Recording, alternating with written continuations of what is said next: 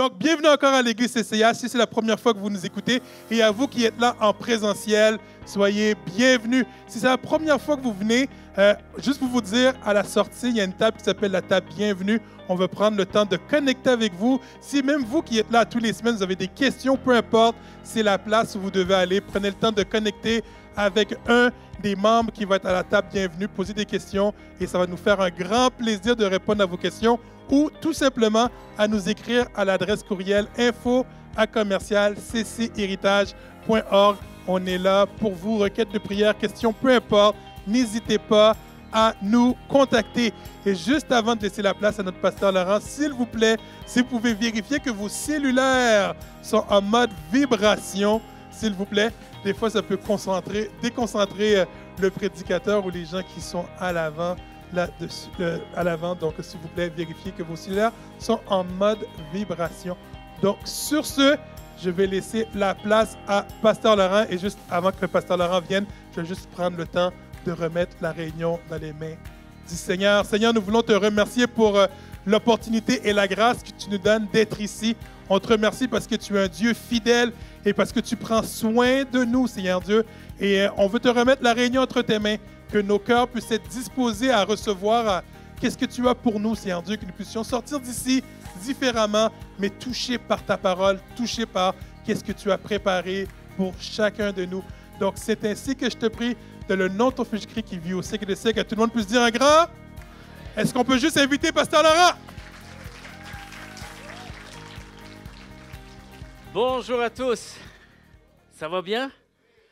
Eh, mais l'éclairage est plus intense. Je vous vois. Fait que je risque d'être intimidé tout d'un coup. On va faire ce qu'on peut. Ça va? Yes. C'est vraiment éclairé. Ferme un peu. Ils me font peur. Ils me font trop peur. Ferme un peu. Merci. Yes! All right! Hey, je suis content d'être avec vous. Désolé pour cette petite annonce un peu bizarre pour ceux qui nous suivent par le biais de la caméra, de l'écran. Mais je suis très heureux de pouvoir vous voir ici ce matin en présentiel. Combien croient que vivre l'Église en présentiel est autre chose que d'essayer de la vivre à travers un écran? Yes! Dites bien amen pour que tout le monde puisse vous entendre, même ceux qui sont en arrière d'un écran. Alors, on vous aime, ceux et celles qui sont en arrière d'un écran. Il y en a, je sais que vous êtes loin. Il y en a qui nous écoutent d'Europe, la francophonie, tout ça. Mais il y en a, vous êtes très proches et vous pourriez être avec nous en présentiel. Alors, sachez, vous êtes les bienvenus. Et vous savez, une des choses que je crois, c'est que la foi part d'un message. Vous savez, la Bible dit que la foi vient de ce qu'on entend vient de la parole de Dieu. Donc, la foi part d'un message. Même une version plus contemporaine mentionne justement redit un peu cette phrase de cet aspect-là que c'est quelque chose que l'on entend. C'est quelque chose qui vient à nous comme tout d'abord une information. Et vous savez, il y a une des choses qui se passe avec la foi. C'est qu'on entend le message de la foi et il y a ce que l'Esprit de Dieu fera à travers ce message. Et ce message a besoin de venir se consolider à notre cœur, à notre vie, à notre conscience et à tout ce que Dieu veut qu'il prenne place dans notre existence, à travers le message de la foi. Amen. Et ce matin, encore une fois, je veux poursuivre cette série de messages qu'on a commencé la semaine dernière, une série un peu estivale. Donc, c'est un peu léger, tout ça, mais en même temps, beaucoup de vérités qu'on a besoin de saisir, d'être défiés dans certaines vérités. Et cette série s'intitule « Comment garder un cœur ressourcé ». Alors, j'ai commencé avec 2 vérités la semaine dernière. Pour ceux qui n'étaient pas là, vous pouvez quand même réécouter ce message par nos plateformes en ligne. Et je veux continuer à travers ce message, parce que la semaine dernière, on a parlé de l'importance de vivre selon les promesses de Dieu et surtout en fonction de ce que Dieu a prévu pour nous. Vous savez, j'ai partagé un peu des images de la Corse, de voyages qu'on a fait en Europe avec ma famille et tout ça. Et on était là-bas justement pour voir aussi ma famille. Moi, je viens de là-bas, la Corse, c'est une petite île en plein milieu de la mer Méditerranée. Et on a vu quelques photos paradisiaques, tout ça, c'est super. Une des choses, c'est que premièrement, on y était. Alors, des fois, on pense que même la foi, un peu la similitude qu'on fait, la foi, de penser qu'on peut vivre la foi à distance. On peut vivre la foi juste par quelques épisodes, quelques saisons parfois. Ce n'est pas suffisant. Alors, vous pouvez écouter le message et tout ça, mais En deuxième partie, j'ai partagé que, vous savez, il y a tout parfois pour nous retenir à un endroit tellement extraordinaire, des conditions optimales, des conditions extraordinaires. Vraiment, on a l'impression que c'est le meilleur endroit sur Terre. Et beaucoup de gens me disent, qu'est-ce que tu fais au Québec? Pourquoi tu as quitté cet endroit? Tu devrais rester, tu devrais y retourner. Et il y a cette fameuse, ce cœur épanoui qu'on expérimente seulement lorsque on se sait au cœur de la volonté de Dieu. Et des fois, les environnements peuvent se présenter à nous, des conditions, l'entourage, plein d'avantages, mais il n'y a rien de plus grand, il n'y a rien de plus extraordinaire que d'être au cœur de ce que Dieu a prévu pour nous. Et ce que je souhaite vraiment de tout cœur, c'est que chaque être humain, chaque personne puisse expérimenter cet épanouissement véritable, cette joie, ce trésor. C'est un trésor que de connaître Jésus-Christ et d'être au cœur de sa destinée pour nous. Amen. Et je veux continuer à aller plus loin dans cette pensée. Et je vais même amener un peu quelques anecdotes de voyage. Justement, je reviens avec plein d'histoires, plein de choses parfois cocasses, mais en même temps beaucoup de similitudes, beaucoup d'analogies au niveau de la foi. Vous savez, Jésus, c'est ce qu'il faisait. Parfois, il racontait une histoire de la vie et puis il en faisait une similitude, une analogie avec des vérités du royaume de Dieu. Et je crois aussi que nous avons besoin parfois d'avoir une image, d'avoir une histoire. Parfois, on retient mieux certains messages parce qu'on a fait quelques parallèles avec des choses qui nous sont très familières et on le retient et surtout, on veut se souvenir de ce que Dieu a mis sur notre cœur. Combien sont disposés à recevoir le message de Dieu ce matin? Yes! 2, c'est pas suffisant. On a dit, quand quelqu'un applaudit, tout le monde doit applaudir. All right! Le titre de mon message ce matin s'intitule « Vivre pour ce qui a été promis ». C'est la clé absolument nécessaire pour expérimenter un cœur apaisé, un cœur ressourcé, un cœur qui reste stable, parfois en dépit des turbulences, des variations. J'étais avec Pasteur Andrew dans la petite réunion de prière qu'on fait avant la réunion et il nous a partagé, il nous a amené un petit partage et justement l'importance de rester stable, de ne pas se décourager, de rester constant alors que parfois nous pouvons nous retrouver au cœur de plein de variances, plein de choses qui bougent, plein de choses qui sont incertaines, plein de choses qui sont instables. Et la foi, c'est justement ce trésor-là de parvenir à expérimenter cette capacité de rester stable, même lorsque nous sommes au cœur de quelque chose qui varie énormément. Amen. Vivre pour ce qui a été promis. Charles Finney a dit un jour ceci, qu'après 6 décennies à servir Dieu, je peux vous dire que tant que vous n'êtes pas en paix avec le Seigneur, vous ne connaîtrez jamais de vraie paix dans cette vie. Et C.S. Lewis a dit également à peu près la même chose en disant ceci, sans Dieu, tout dans la vie finira par nous faire défaut. Tout dans la vie finira par nous faire défaut. Et j'avais pris ce passage la semaine dernière de Romains chapitre 12, verset 2, et je vais vraiment le prendre comme passage primaire là, de ce message. C'est dans Romains chapitre 12, verset 2, c'est l'apôtre Paul qui déclare ceci. « Ne suivez pas les coutumes du monde où nous vivons, mais laissez Dieu vous transformer en vous donnant une intelligence nouvelle. Ainsi, vous pourrez savoir ce qu'il veut. » Combien croient que la vraie joie, la vraie paix à expérimenter ici-bas, c'est celle d'être au cœur de ce que Dieu veut, de savoir ce que Dieu veut, d'être en mesure de discerner le cœur de Dieu pour notre vie. J'aimerais vous dire que Dieu se révèle. Dieu a ce désir de communiquer son cœur à chacun d'entre nous. Est-ce que vous le saviez ça? Le but de la vie, c'est de le connaître, lui et lui seul. La vie éternelle consiste à connaître le seul vrai Dieu. Et de connaître Dieu, c'est son désir avant d'être le mien. C'était son plan avant que je puisse moi-même y entrer dans ce plan. Alors il faut croire, il faut faire confiance à Dieu, que Dieu désire nous faire savoir que nous avons été créés pour un but. Nous avons été créés avec une destinée. Et ça concerne chaque être humain. Pas juste un enfant de Dieu, quelqu'un qui a expérimenté le salut, d'être parvenu à la connaissance de Jésus-Christ. Ce n'est pas seulement pour cette personne-là, mais chaque personne créée est née pour un but bien précis. Et c'est d'être au cœur de ce que Dieu a prévu pour nous, que se trouve notre vrai bonheur. Un cœur qui reste ressourcé, constant, apaisé et en paix.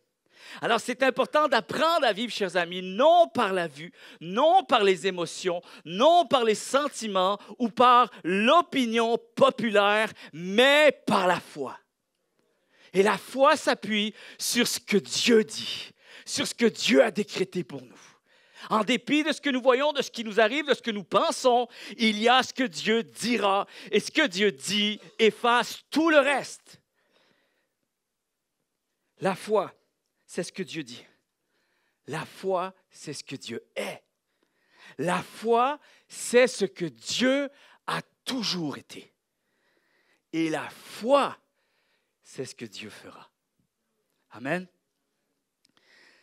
Je ne veux pas vivre pour ce qui m'arrive dans le présent, mais je veux apprendre à vivre pour ce qui a été promis pour ma vie. Amen. Non pour un plaisir immédiat, mais pour l'accomplissement d'une destinée encore plus grande que ce qui m'arrive aujourd'hui. Alors, mon premier point est celui-ci. Apprendre à vivre avec cette vérité et pouvoir déclarer ceci. Alors que je marche, alors que je parcours le chemin de ma vie, je veux apprendre à déclarer ceci. Seigneur, je sais que tu sais et cela me suffit.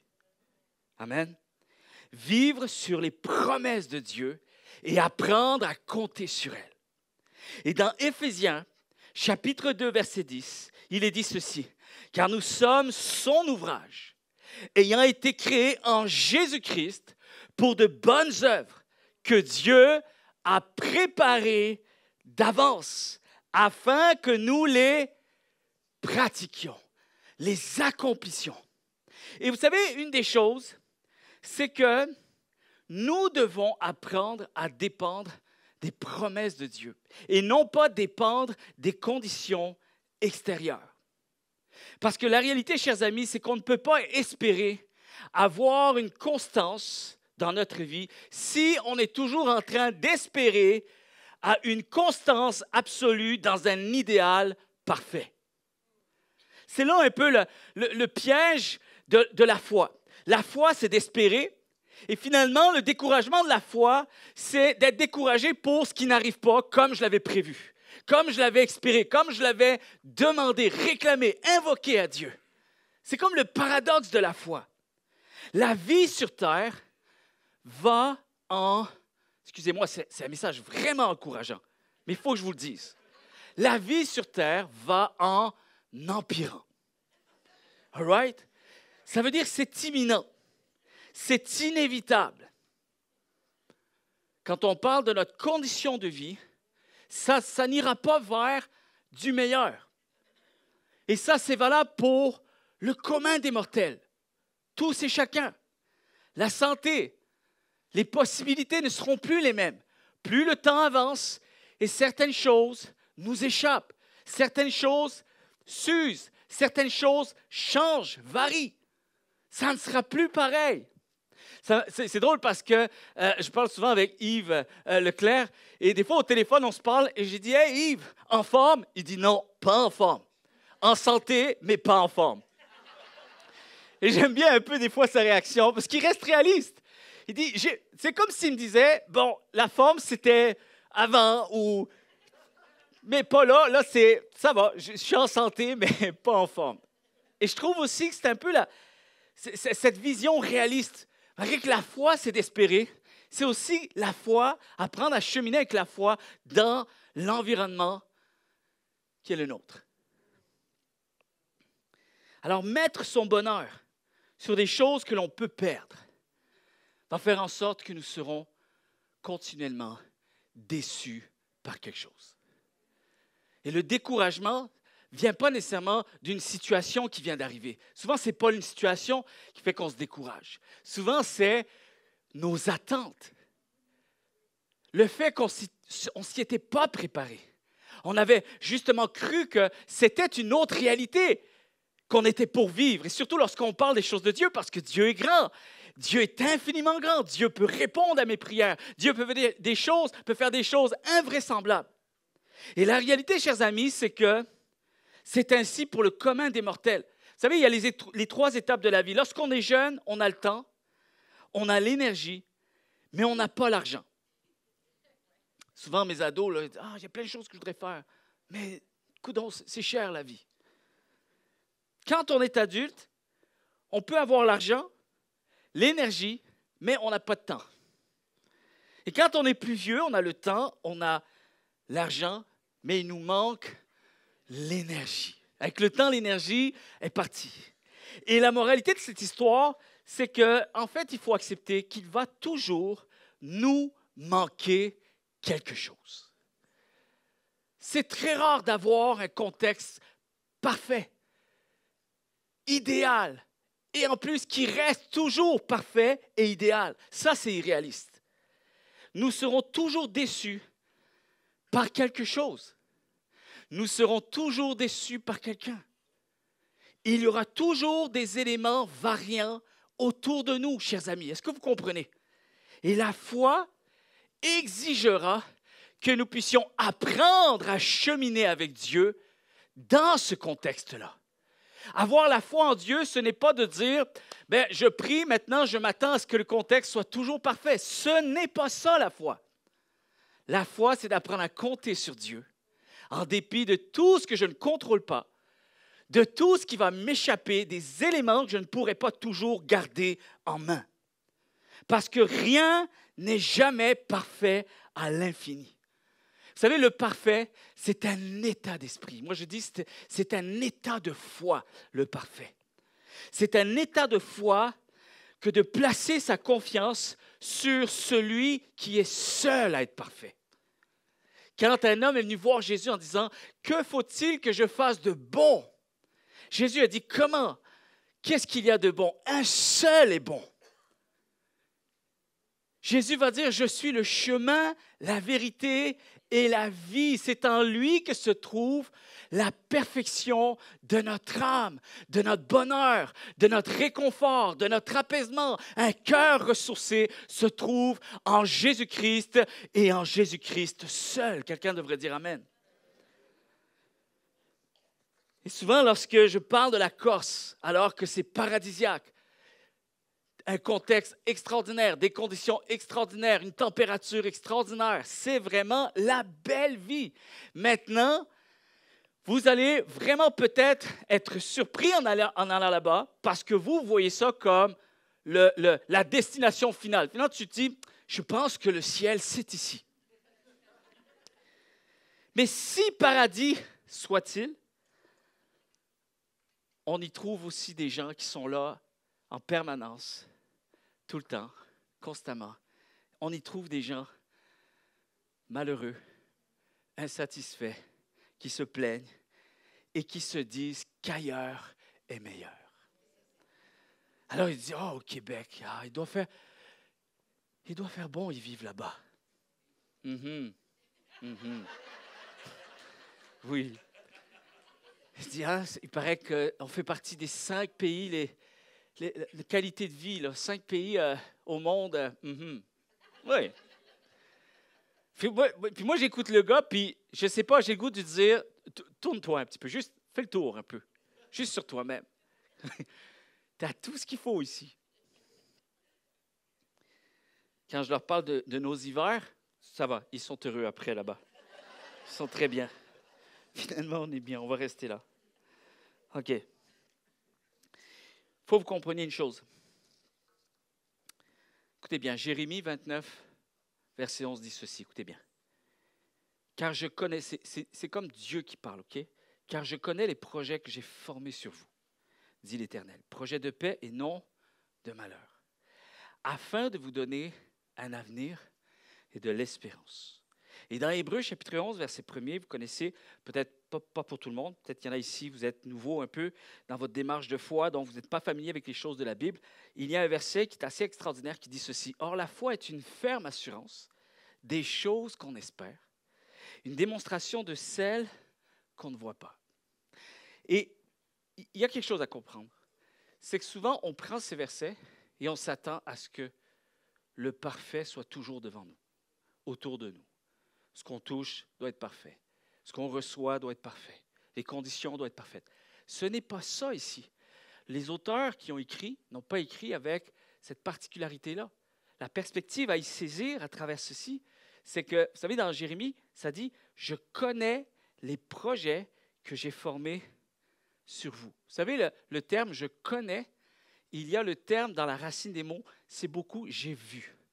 On aurait pu dire « j'ai vu les projets que j'ai pour toi. Je les ai vus. » Et là, c'est vraiment quelque chose d'assez particulier. Je vais faire un petit peu de théologie avec vous pour comprendre un peu la pensée de Dieu, comment Dieu veut que nous saisissions ses perspectives à lui dans tout ce qu'on est appelé à vivre sur Terre. Vous connaissez probablement l'un des films cultes de Steven Spielberg, c'est « Retour vers le futur ». Okay? Ça, c'est un film, là, je ne sais pas, chaque année, on dirait, c'est comme religieux. Il faut le voir au moins une fois par année. On voit toute la série avec mes enfants. Et c'est indémodable. Et il y a quelque chose chez l'être humain qui est toujours saisi avec ces genres d'histoires où tu voyages dans le temps et tu vois ton prochain toi. Tu reviens en arrière, tu essaies de modifier des choses. Il y a quelque chose d'un peu existentiel dans tout ça. Alors, on est à la recherche de qu'est-ce qui m'attend? Qu'est-ce qu'il y a en avant? L'être humain a quand même ce cœur qui est à la poursuite d'une quête existentielle. Et ce qui est assez intéressant, c'est quand le professeur Emmett Brown vient voir Marty McFly, et là, lui, il n'est aucunement au courant. Il voit juste une voiture bizarre arriver, et puis, et là, il dit, qu'est-ce qui se passe? Il dit, il faut qu'on aille dans le futur. Ça, c'est dans le 2. Il faut qu'on aille dans le futur. Puis là, il dit, comment ça dans le futur? Non, et lui, il prévoit se marier et tout. Non, j'ai des projets, je ne pars pas et tout. Non, non, non. Les projets, c'est mort. C'est mort. Il dit, je t'ai vu, toi et ta famille. Il faut aller et il faut changer l'histoire. Et vous savez, c'est très à la mode en ce moment. Je ne sais pas si vous voyez un peu Hollywood avec les Spider-Man, avec Doctor Strange, même le dernier Terminator qui est sorti, c'est tout le multiverse. Cette espèce de monde parallèle où tu as quelqu'un qui vit au présent, mais tu as une autre personne qui vient pour lui dire, tu es quelqu'un d'autre plus tard. Tu es quelqu'un d'autre ailleurs. Maintenant, je vais vous expliquer quand ça dit « j'ai déjà vu ». Écoutez bien ceci. J'avais déjà mentionné ceci. C'est un concept qu'il faut que vous réalisiez une bonne fois pour toutes. Lorsqu'on a fait les réunions en ligne pendant les 2 semaines où on était en pause en présentiel, je suis parti en vacances, mais j'ai enregistré les messages avant de partir. Et quand je suis arrivé au studio d'enregistrement, Joey était là. Et je fais le message. Joey entend mon message. Joey est touché par mon message alors qu'il est le caméraman et tout ça. Et c'est à lui de venir en avant pour faire les annonces. Et les annonces sont celles-ci. Hey, j'espère que vous êtes prêts. Là, vous allez entendre un message de Pasteur Laurent et vous allez être bénis. Vous allez être bénis. La réalité, c'est que toi, tu ne l'as pas encore entendu, mais quelqu'un te dit, tu vas être béni. Pourquoi il est capable de dire avec assurance, tu vas être béni? Parce que lui, il l'a déjà entendu. Et lui, il l'a déjà vu. Maintenant, lorsque Dieu fait une promesse à ta vie, voici ce qui se passe. Voici tout le mécanisme qui se passe dans ce monde invisible qu'on ne saisit pas toujours. Lorsque Dieu dit, fais-moi confiance, je fais la promesse que tu vivras telle situation, telle destinée, c'est Dieu n'a pas juste dit, tiens, je pense que ça serait bien qu'il le vive. Non, Dieu est allé dans le futur parce qu'il est infini. Il t'a vu déjà l'accomplir. Ce n'est pas quelque chose que possiblement tu pourrais accomplir. Non, il t'a vu l'accomplir et il a considéré que c'était la meilleure version de toi-même. C'était ce qu'il y avait de meilleur pour toi. Alors, il revient dans le passé et il te dit à celui que tu es, qui n'a pas encore vécu cette chose-là, te dit, reste sur ce chemin pour que tu t'assures de t'y rendre. Parce que, fais-moi confiance, cette destination est bien meilleure que tout ce que tu penses actuellement, que toutes les opinions que tu peux recevoir des autres, que tout l'environnement qui essaye de te dire quelque chose, ce n'est pas ça. Fais-moi confiance au-delà du présent, de se conformer au siècle présent. Fais confiance à l'avenir divin parce que Dieu t'a déjà vu.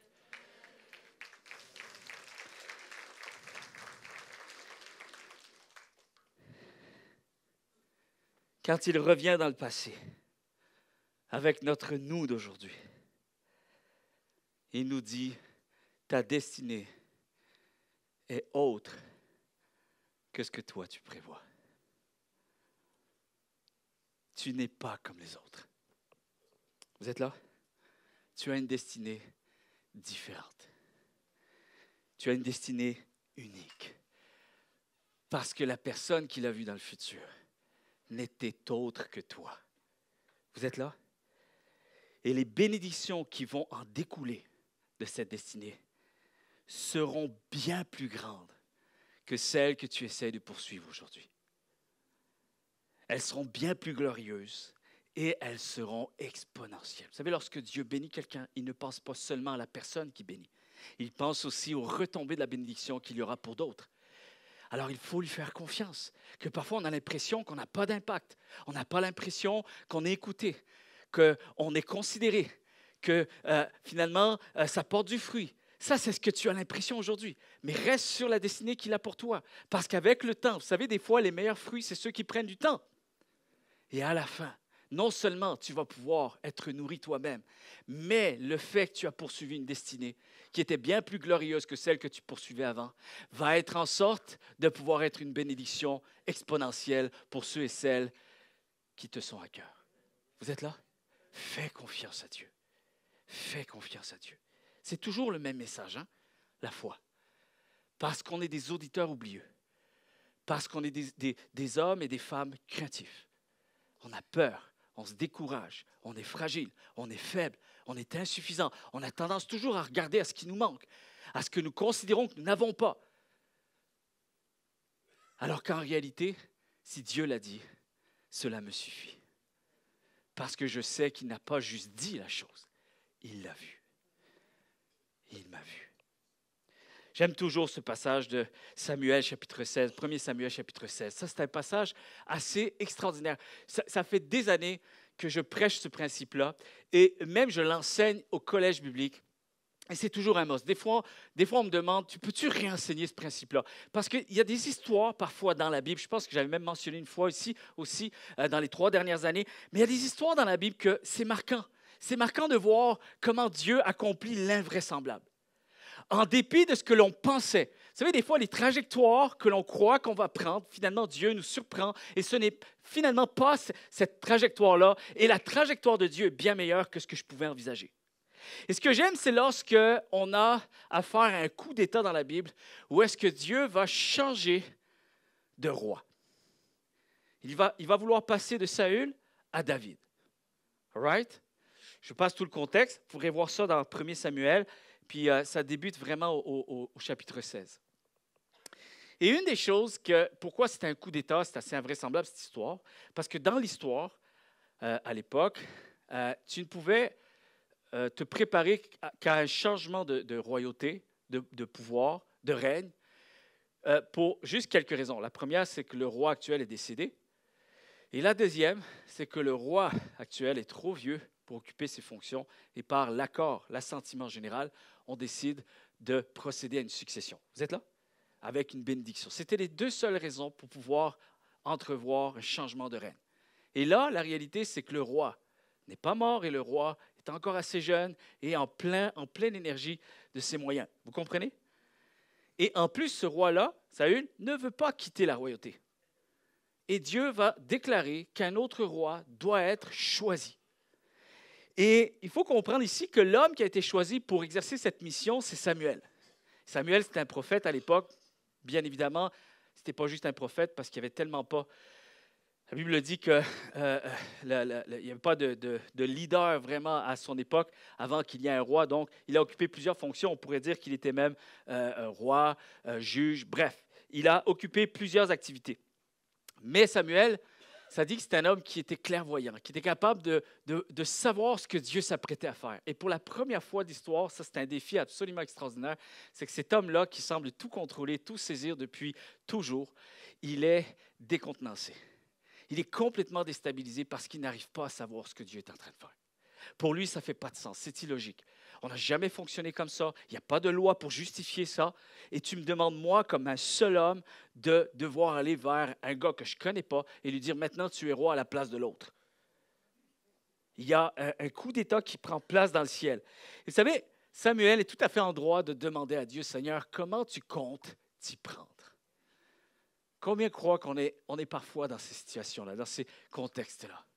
Parfois, il y a tellement des situations turbulentes, de variances, tellement de choses qui nous brassent. On dit, Seigneur, je sais que tu as une destinée, je sais que tu as des promesses, mais là, c'est très difficile pour moi de concevoir l'accomplissement de ces promesses. Comment tu vas t'y prendre?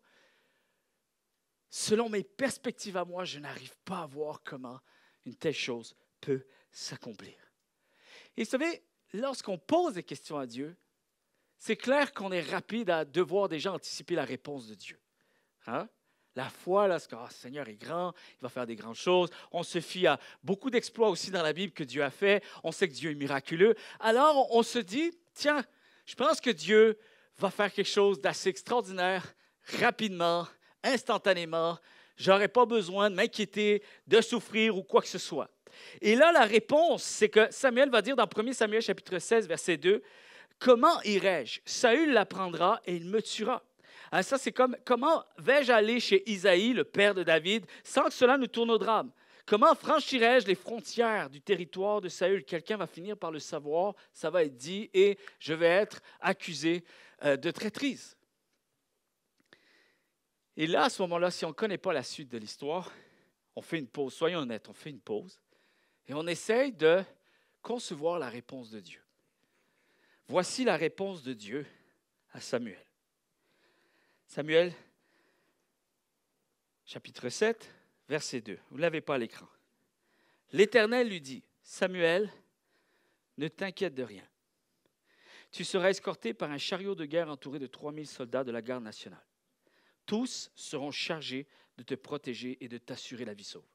Chacun d'eux sera muni d'une armure, d'une lance, d'un bouclier et d'une épée à double tranchant. Lors de ton escorte, le peuple sera impressionné. Il saura alors que l'Éternel est avec toi et la nation entière te soutiendra. Quant à Saül, il en sera tellement effrayé qu'il se montrera hospitalier envers toi. Alors va et ne recule devant rien, car je suis avec toi. » Et là, on pourrait dire, Amen. Alléluia. On applaudit. Applaudissez pas. Mais on voudrait applaudir. On voudrait applaudir. Parfois, les réponses de Dieu ne sont pas celles qu'on envisageait. Voici la réponse de Dieu. Voici celle-ci. Écoutez bien. Là, c'est le vrai passage. 1 Samuel, chapitre 16, versets 1 et 2. Ça dit, « Je t'enverrai chez Isaïe, Bethléemite, car j'ai vu pour ses fils celui que je désire pour roi. » Samuel dit, « Comment irai-je? Saül l'apprendra, il me tuera. » Et l'Éternel lui dit, « Tu amèneras avec toi une génisse, et tu diras, « Je viens pour offrir un sacrifice à l'Éternel. » Une génisse, vous savez, c'est quoi? Une petite vache, munie d'une corde d'huile. Wow! Extraordinaire. On va vraiment faire des exploits avec ça. Et quand je lis cette histoire, à chaque fois, ça c'est une histoire, je pense que j'ai déjà prêché, mais c'est une histoire toujours fascinante. C'est incroyable comment parfois la foi exigera que je traverse un chemin absolument invraisemblable selon mes perspectives à moi. J'ai l'impression que je n'ai pas les ressources et Dieu dit c'est suffisant. Je sais qui tu es. Je connais les dons que j'ai mis en toi.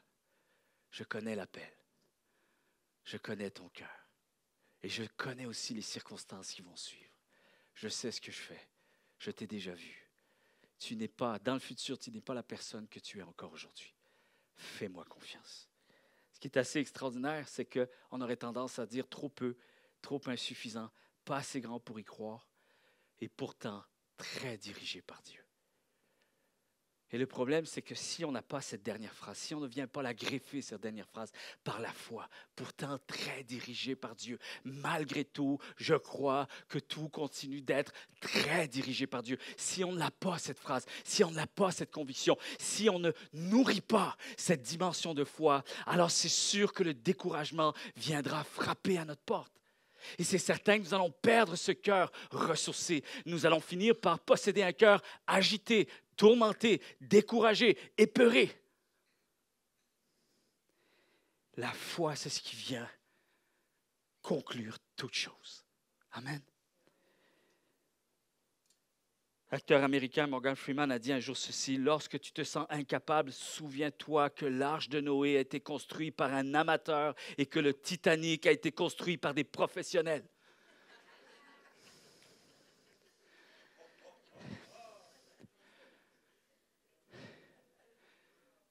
on envisage toujours une fin d'histoire en fonction de notre statut actuel. La fin de l'histoire, c'est à Dieu d'en décréter. C'est lui qui a à dire le dernier mot. Et là, peut-être que Samuel, quand il est arrivé chez Ésaïe, il a vu un jeune homme et Dieu dit, « Ah, tu t'es appuyé sur ce que ton regard a vu, Eliab, les frères. Ah, certes, certainement, c'est lui. » Et finalement, c'est le petit jeune, David, que même son père n'avait même pas considéré d'inviter à la cérémonie. Et j'imagine Samuel, il a dû se dire, « On est dans la chenoute. » Là, ça va mal. Je ne sais pas où on s'en va avec ça. Je ne sais pas du tout où on s'en va avec ce jeune homme. Maintenant, la fin de l'histoire, voici ceci. Écoutez bien. Quand on considère que même les frères ne considéraient pas David, son père ne considérait pas David, lorsque même il est venu proposer qu'il aille combattre Goliath, c'est presque tout le monde se moque de lui. Bon, on pense que c'est presque de l'humour. La réalité, chers amis, c'est qu'à la fin de l'histoire, voici ce qui se passe avec David. Tout le monde a dit, pas assez grand pour y croire. Et pourtant, lorsqu'on prend Abraham, le grand personnage Abraham, dans l'histoire de la Bible, dans toutes les pages de la Bible consacre 14 chapitres à cet homme extraordinaire.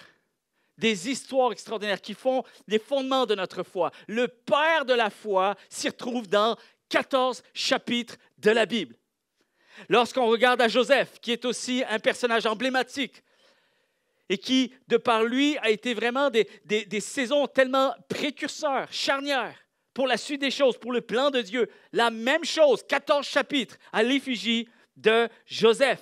Lorsqu'on pense à Jacob, qui va devenir Israël, le peuple d'Israël, le père des descendants du peuple d'Israël. 11 chapitres. Et le petit jeune homme, que peut-être des gens avaient dit, pas assez grand pour y croire. Les yeux sur quoi il se porte actuellement ne peuvent pas me permettre de croire. Par contre, Dieu avait vu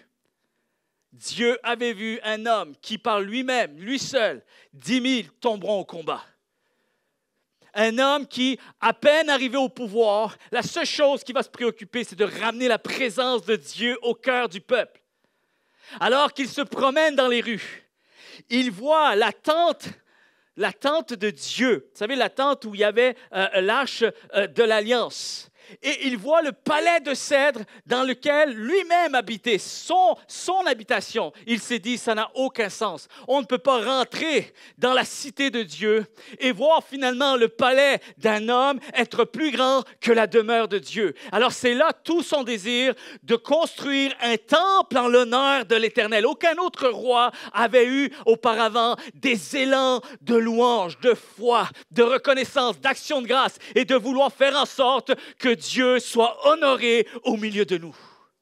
Personne ne pouvait l'entrevoir, mais Dieu savait que cet homme allait être un baume pour son cœur. Dieu savait que David allait être son ami. Malgré les failles, les erreurs, les imperfections. Et là, c'est tout le message de la grâce de Dieu qui vient à nous, chers amis. Mais il est possible que malgré nos imperfections, nous puissions garder foi. Que celui ou celle que nous allons devenir n'est pas la même personne que la personne que nous sommes aujourd'hui. Dieu a vu. 14 Abraham, 14 chapitres Joseph, 11 chapitres Jacob. David, tenez-vous bien, 66 chapitres est à son effigie, sans compter les 59 allusions à sa vie dans le Nouveau Testament. Dieu avait vu quelque chose de plus grand. Et je termine avec ce point, ce matin. Non seulement nous devons recevoir ce que Dieu a décrété pour nous et vivre en fonction de ce que Dieu a décrété pour nous. Amen. Communiez avec Dieu. Parlez simplement à Dieu. Prenez du temps dans vos journées. Le matin, le soir, en plein milieu de la journée, peu importe. Ce n'est pas obligé que ça soit des longueurs interminables. Mais prenez le temps de demander à Dieu, Seigneur, révèle-toi à moi. Parle à mon cœur. Qu'est-ce que tu attends de moi? Qu'est-ce que tu as prévu pour moi? C'est son désir avant d'être le vôtre. Et si vous poursuivez le cœur de Dieu, à vouloir chercher à faire sa volonté, à honorer le cœur de Dieu, il va se révéler à vous. C'est son désir. Vous avez été créé pour ça. Il n'y a pas d'autre trajectoire prévue que de connaître intimement celui qui vous a créé. Je partage ça avec des amis, des voisins, des gens qui ne sont pas du tout familiers avec la foi. Et vous savez, à chaque fois, je vois des étincelles dans les yeux. Parfois, on a des discussions existentielles. Je leur partage un peu comment je conçois la vie. Je ne la impose pas. Je ne suis pas en train de dire, moi, j'ai toute la vérité, toi, tu ne l'as pas. Ce n'est pas ça. Mais si je vais pour donner mon opinion, alors je la partage avec humilité, avec simplicité, mais je partage de tout mon cœur ce que je crois que chaque être humain est réellement. On a été créé par quelqu'un de plus grand que nous. Il y a un créateur au-dessus de nous qui est encore vivant et qui a des plans pour nous. Et son désir, c'est que nous puissions le connaître afin qu'il se fasse connaître à nous. Amen. Maintenant, le défi, c'est d'apprendre à porter ce qui a été promis. Ça, c'est le défi. C'est le plus grand défi. Ce n'est pas tout d'avoir la foi, c'est de vivre avec la foi. C'est de traverser les situations avec la foi. C'est de traverser les épreuves avec la foi. Et c'est de faire en sorte qu'à la fin de mon parcours, j'ai encore la foi. Et on le voit dans l'Épître aux Hébreux, que plusieurs ont abandonné, plusieurs ont délaissé. Et que la persévérance de la foi, c'est quelque chose qu'il faut considérer comme étant quelque chose d'assez important. Dieu n'a jamais dit que tout serait facile. Avoir la foi ne fait pas de nous des personnes où l'environnement, les conditions vont être plus faciles, plus agréables, plus confortables, plus bénéfiques que tous les autres. On va devoir peut-être traverser des choses comme tous les autres, peut-être même des choses pires que d'autres. Et le défi, c'est de continuer à porter ce qui a été promis. Et parfois, pour y arriver, chers amis, ce n'est pas la promesse. Souvent, on est heureux de recevoir une promesse. Des fois, on vit des moments de révélation, c'est extraordinaire. Ces moments-là, on se sent invincible. Je ne sais pas si vous avez déjà vécu, expérimenté des moments où Dieu se révèle à vous. On se sent invincible. Vous êtes d'accord avec ça? On sent comme s'il nous pousse des ailes, comme si on était en mesure de pouvoir tout accomplir dans la vie. Quelque chose qui nous porte, qui nous transporte. Et aussi, l'autre chose, c'est quand on prie et quand on s'attend à des choses, et le jour où Dieu accomplit ces choses-là. Là aussi, c'est pareil. C'est des jours extraordinaires, c'est des jours de fête, c'est des jours de célébration. Et il y a justement des périodes avec le peuple d'Israël où, lorsqu'il y a des grandes victoires, ensuite, c'est poursuivi de grandes célébrations, de grandes louanges. Il y a des fêtes qui sont élevées en l'honneur de ce que Dieu a fait. Mais le défi n'est pas le jour de la promesse. Le défi n'est pas le jour de l'accomplissement de la promesse. Le défi, ça se situe entre les deux. Vous êtes là? Parce que parfois, l'émotion et la joie de la promesse ne sont pas aussi fortement présentes que durant le processus de la promesse. Et c'est là tout le défi. J'aimerais dire à quelqu'un ce matin, parfois, certaines choses prennent plus de temps que d'autres.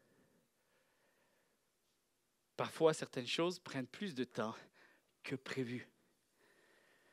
Et c'est d'apprendre à marcher malgré les émotions qui ne sont pas toujours à son meilleur. Quand les conditions ne sont pas optimales. Quand il y a deux mondes entre ce que nous voyons et ce que les autres voient.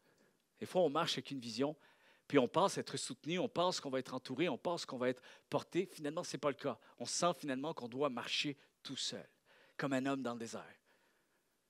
Et la réalité, c'est que malgré ces conditions, ça ne fait pas de la promesse une promesse qui est amoindrie, une promesse qui ne s'accomplira pas. Est-ce que vous êtes là?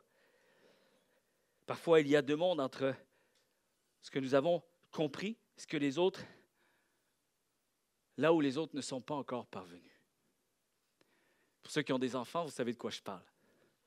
Nous, on a appris certaines leçons de la vie, puis on espère que par notre apprentissage, ils puissent avoir peut-être d'être, un petit peu, éviter certaines choses que nous, on n'a pas su pouvoir éviter. Mais va comprendre quelque chose, chaque ado, chaque jeune adulte va vouloir y entrer par lui-même. Et tu as l'impression que tu es un homme dans le désert qui crie, personne ne t'entend. Puis tu veux le meilleur pour tes enfants, tu veux le meilleur pour des êtres chers qui t'entourent, tu veux le meilleur pour des choses qui réussissent. Je vais vous dire une chose, je suis pasteur, mais je ne le suis pas uniquement pour moi. Ce que je fais, j'espère et je souhaite que d'autres puissent saisir ce que mon cœur saisit. J'essaie de communiquer des choses qui me sont tellement extraordinaires, des trésors.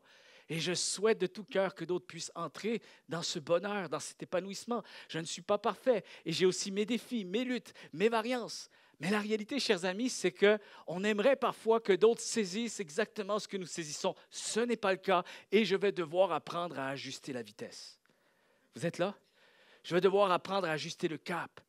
Parce que si je dépends de ce que les autres me redonnent, si je dépends des émotions, des sentiments, de la compréhension, du niveau de compréhension, du seuil de tolérance des autres, les amis, je vais me rendre malade.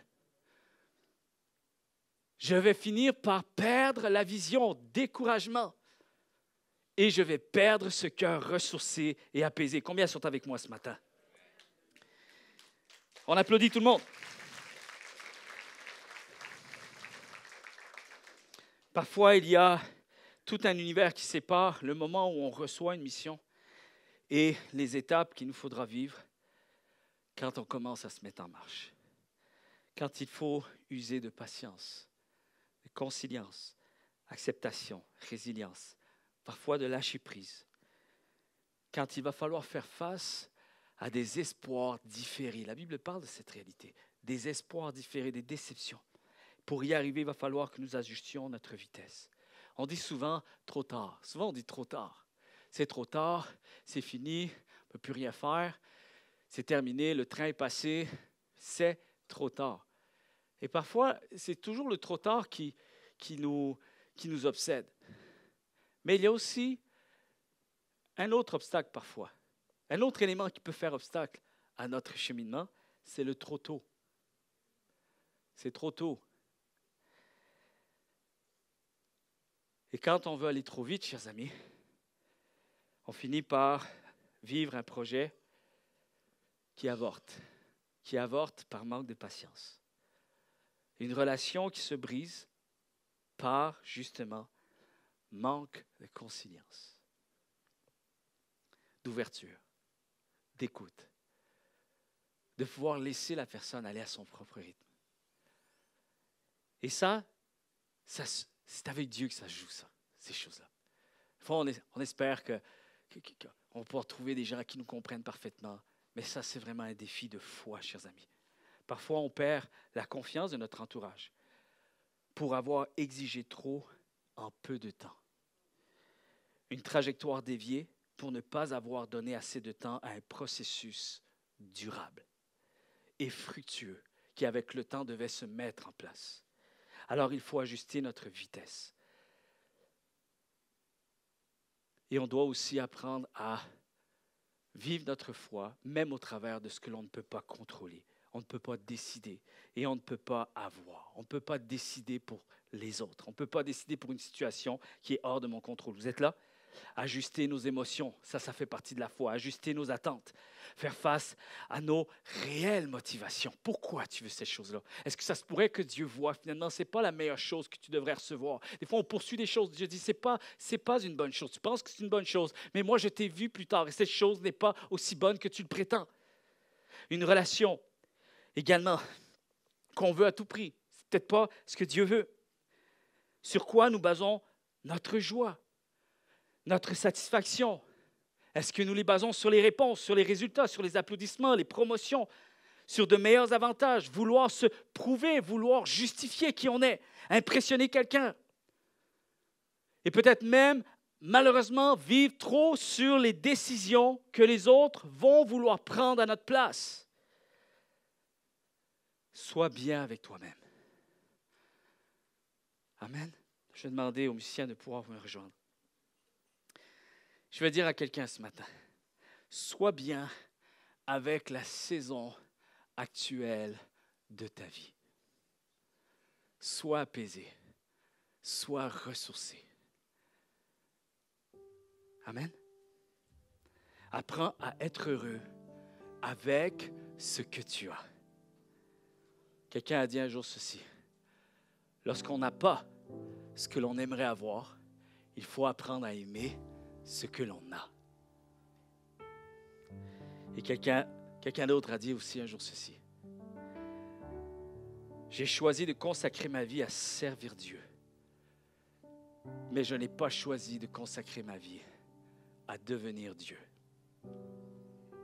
Alors je continue de servir Dieu avec la simplicité de mon cœur, avec l'authenticité de mon cœur et avec la foi telle qu'elle est aujourd'hui, ma foi. Alors ne tombe pas dans le piège de te laisser écraser par la pression que les autres parfois veulent mettre sur toi. Ne deviens pas ce que les autres pensent que tu es appelé à devenir. Deviens ce que Dieu a dit que tu dois devenir. Souvent, les gens qui mettent une pression et des attentes élevées sur les autres sont les personnes. Écoutez bien, je vous dévoile quelque chose. Chut, dites rien à personne. Mais les gens qui mettent une pression et une attente élevée, ce sont des personnes qui refusent de prendre leur propre responsabilité. Qui ne veulent pas faire ce qu'ils savent qu'ils doivent faire. Alors on met une pression sur les autres et on pense que ça crée un soulagement de conscience. Et ce n'est pas le cas. Une des choses que je veux vous dire, c'est que quand j'étais en Corse, mon grand-père avait un jardin. Le jardin aujourd'hui n'est plus ce qu'il était avant parce que plus personne en a pris soin. C'était très, très grand. Et il faisait planter des légumes, des fruits, des arbres fruitiers. C'était extraordinaire. Et c'est fou, tout ce qu'on parvenait à manger et même ce qu'on était obligé de distribuer au voisinage tellement qu'il y en avait trop. Et un jour, je me promenais, j'étais tout petit. J'avais ce souvenir qui m'est revenu lorsque j'étais en Corse. Je me promenais et je vois un plant de tomates, des grosses tomates extraordinaires, prêtes à manger, juteuses, vraiment extraordinaires. Et en même temps, je vois aussi des tomates toutes chétives, brûlées par le soleil. Et là, je dis à mon grand-père, je dis, Papy, comment ça se peut? Et moi, sur le coup, je dis, qu'est-ce que tu as fait pour ce résultat-là? Et mon grand-père m'a appris une grande leçon. C'est quelque chose qui m'est resté toute ma vie. Il dit, regarde ces tomates-là. Elles sont belles, elles sont extraordinaires, elles se sont épanouies à leur maximum. Et pourtant, cette même tomate qui a séché, si tu regardes bien, elle est sur la même racine. Elle est sur le même sol. J'ai donné le même engrais. C'est le même emplacement. Exactement le même emplacement, c'est-à-dire qu'il reçoit exactement le même faisceau lumineux. J'ai donné la même quantité d'eau. J'ai été là pour les deux, le même agriculteur. J'ai donné le même amour, le même investissement. Et pourtant, une s'est épanouie et l'autre a décidé de mourir. Une leçon extraordinaire ce matin. Acceptez, chers amis, que certaines choses vont se produire et qui n'aura aucun lien avec vous. Vous êtes là? Ça, c'est libérateur d'entendre ça. Acceptez aussi que certains vont vous suivre et d'autres pas. Et vous ne pourrez aucunement l'expliquer. Certains vont vous comprendre et d'autres moins. Certains vont dire c'est magnifique quand ils vont regarder votre vie et d'autres vont dire c'est ordinaire. Certains vont être reconnaissants et d'autres ne vont pas être en mesure d'accorder la valeur de ce que vous faites et de ce que vous êtes vraiment.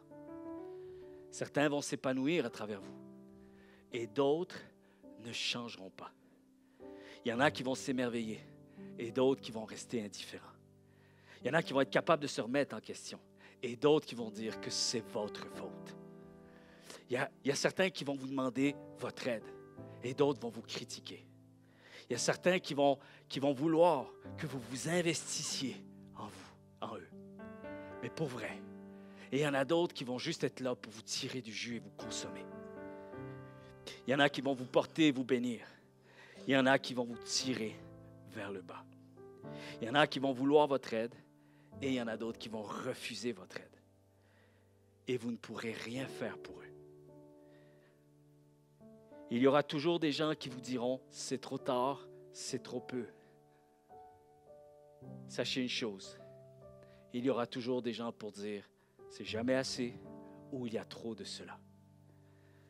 Mais garde la vision, garde la foi, ajuste tes émotions, ajuste tes sentiments, reste stable et prends le temps de penser à toi dans ces moments-là. Vous êtes là? Continue d'aider, continue d'aimer, continue de donner ce que tu as de meilleur. Je dis ça à quelqu'un ce matin, quelqu'un doit l'entendre. Ne change pas pour des gens qui ne veulent pas changer. Mais aimons-les. Vous êtes là? Reste toi-même. On aime, mais on reste qui on est. On se tient pour ce que l'on croit. Avec nos valeurs, avec nos limites aussi. Il faut savoir où sont nos limites.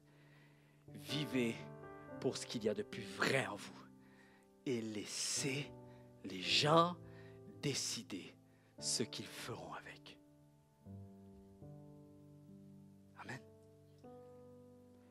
Tasse les tomates qui ont pourri et recommence. Parce que la beauté, c'est que mon grand-père, chaque matin et chaque soir, il était là. Même s'il y avait des pertes de légumes ou de fruits, il revenait pour ceux qui saisissaient la vie. Je suis là pour ceux qui veulent recevoir la vie. Amen. Tasse ces tomates qui ont pourri et recommence. Reviens demain. Reviens sur le chemin de la semence. Arrose à nouveau. Entretiens, réaménage, offre et investis. Amen.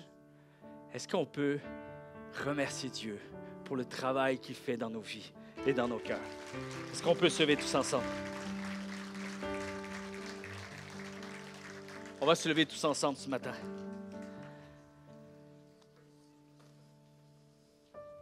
Seigneur, on veut prendre le temps dans la simplicité alors que nous allons chanter quelques chants. Ce ne sont pas seulement des chants, mais c'est aussi notre cœur qui va s'exprimer devant toi. Seigneur, je crois que ce message a plusieurs signes, plusieurs confirmations depuis les 2 derniers jours, des discussions que j'ai pu avoir. Je sentais que c'était le message que je devais apporter ce matin. Peut-être des gens qui sont en arrière d'un écran et qui ont besoin d'entendre ceci. Seigneur, ce matin, je sais qu'on ne refait pas le monde avec un seul message, mais ça nous nourrit assez pour faire le prochain pas. Ça nous alimente assez pour continuer à espérer, à croire à nouveau. Peut-être que certaines personnes avaient choisi d'abdiquer, de juste lâcher, d'abandonner, de se décourager pour tout ce qui n'arrive pas encore. Et je veux croire ce matin, Seigneur, que tu redonnes un souffle à quelqu'un. Tu redonnes, Seigneur, de l'énergie à quelqu'un. Tu donnes un cœur nouveau, une vision renouvelée, une foi renouvelée. Seigneur, ce matin, tu parles à quelqu'un. Et je prie, Seigneur, que ce message ne soit pas juste un message que l'on entend, mais c'est un message qui doit nous interpeller.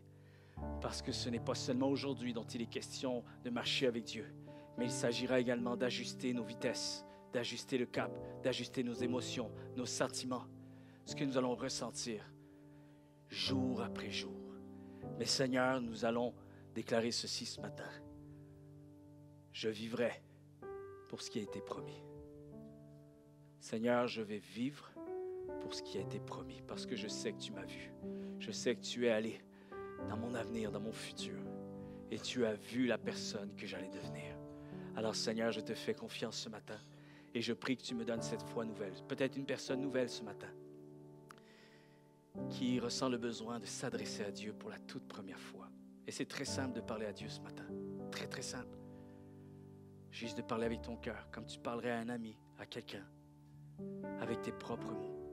Et demande à Dieu ce que ton cœur ressent, ce que ton cœur a besoin de recevoir ce matin. Peut-être il y a une personne qui sent le besoin de dire, Seigneur, je sens qu'il y a une vie à vivre avec toi. Et je voudrais te connaître. Révèle-toi à moi. Ce matin, ce message a touché mon cœur. Et j'ai le sentiment que mon existence est remuée de l'intérieur. Qu'il y a quelque chose qui a rapport, ce message a rapport avec ma vie. Et je veux te connaître, toi le seul vrai Dieu. Peut-être une personne qui a des regrets pour des choses qu'elle a accomplies dans le passé. Sache que Jésus est venu pour pardonner les péchés. Lui, le seul parfait, le seul vrai Dieu, est venu prendre nos péchés sur la croix. Il a accompli une œuvre que personne d'autre pouvait accomplir. Alors ne cherche pas à te rendre meilleur, ne cherche pas à attirer la faveur de Dieu par tes propres performances, par tes propres prouesses. N'attends pas un jour meilleur. Aujourd'hui est le bon jour pour que tu viennes t'approcher de Dieu et que tu dises, Seigneur, je fléchis les genoux. Je te demande pardon pour mes péchés Et je viens me réconcilier avec toi. Toi qui m'as créé et qui m'as créé pour un but bien précis. Dans le précieux nom de Jésus, on a prié ce matin.